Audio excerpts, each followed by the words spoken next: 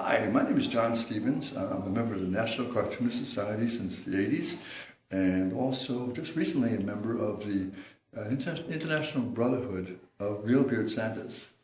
My beard's 30 years old, almost all the time. Kids, don't tell anybody, but I'm actually Santa Claus incognito. Don't tell nobody. If you tell anybody, then all of a sudden say, there is no real Santa, but there is a real Santa, and I'll see you real soon. Actually, you should be sleeping when I see you, but I'll see you. Merry Christmas, and Merry Christmas to all, and joyous good night.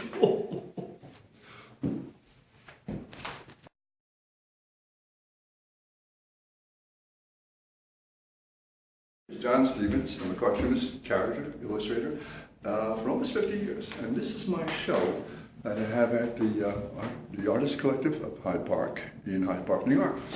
Actually, my story starts a long time ago when I drew very poorly, but I worked in the darkroom of the first rock and roll newspaper published by Robin Leach, and it was only AM radio back in those days. I went ahead and created cartoons, and you can't make this stuff up because basically this cartoon over here, Esquire Socks, I put all my cartoons in the darkroom up on the walls, excuse me, because it was mine, and one day all the cartoons were gone because the editor, the advertising manager went ahead and saw them and took them over to the agency with the brilliant idea to sell Esquire Socks to hippies for the rock and roll newspaper.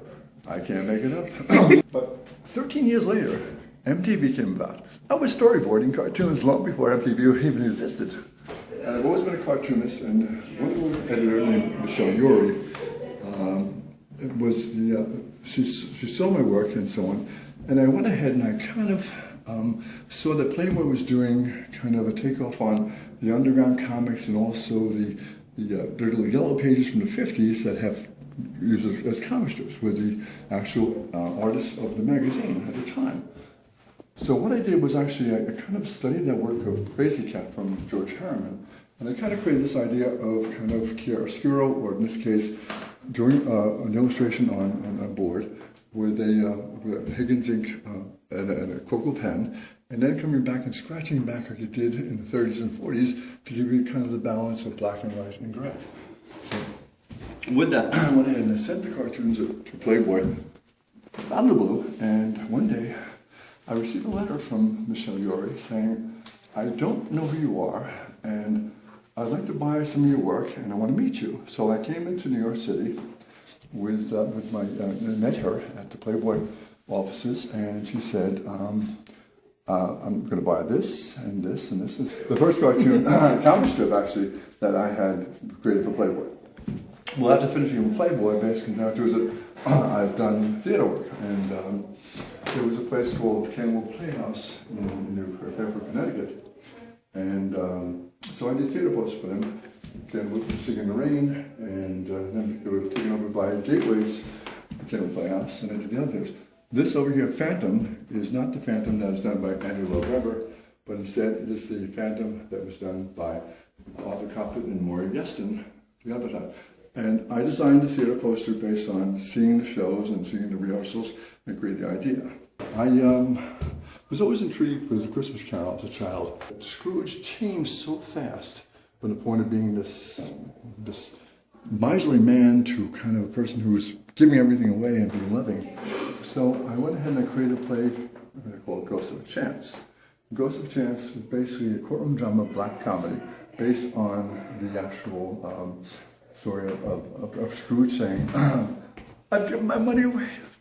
Why do you haunt me so much, spirits? Why? And it goes black, and all of a sudden you scream, and the next thing you know, the newsboys come out and say that the one who has the most to gain from this is nephew Fred, and he went ahead and gets arrested for the murder of Scrooge. I worked with a playwright with it also, and then from that point we produced it in New Milford, Connecticut, many years ago. I'm kind of three-dimensionally blind, so I try to kind of find the third dimension when I create artwork. This is actually done on sandpaper, what I call a pencil.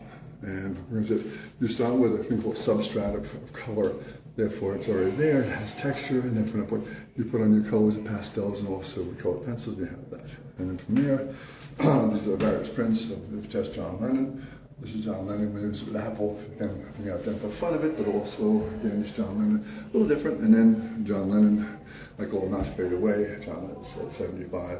So you projected what he would look like at 75? Yeah, and kind of said, but yes, it was. And over here, in sandpaper, I call this lip service. You stand back, you'll see. And then there's, of course, Jimi Hendrix, the wonderful Jimi Hendrix. And that's kind of done with kind of a little bit of photoshopping and so on and so forth, but the art was all done by me. And that's the story of this room, based on what I've done over the years. And I thank you for listening to me. And I open my doors to you here to see us over at the Arts Collective at Hyde Park, in Hyde Park, New York. So to actually see this, to see it this way is wonderful and fun.